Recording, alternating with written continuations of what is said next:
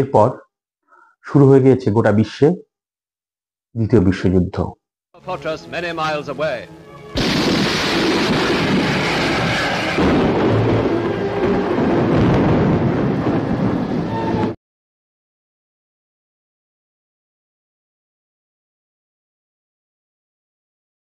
সারা বিশ্বে তখন হাহাকার। তখন একটি ছবি করা মানে বিলাসিতা। এই সময় ছবি করতে গেলে ব্রিটিশ সরকারের কাছ থেকে লাইসেন্স নিতে হতো।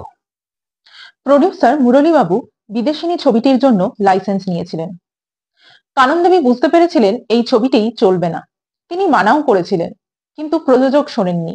ছবিটি না করলে যেহেতু লাইসেন্স বাতিল হয়ে যাবে, তাই কাননদেবী অনিচ্ছা সত্ত্বেও ছবিটি করেছিলেন।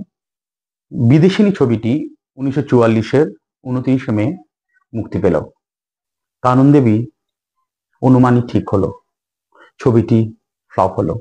এই ছবির সঙ্গে সঙ্গে এমপি প্রোডাকশনে ভাঙনি শুরু হলো। এরপরে একটি ছবি করলেন কাননদেবী ছবি বিশ্বাসের সঙ্গে, প্রেমেন বাবুর পথ বেঁধে দিলতে।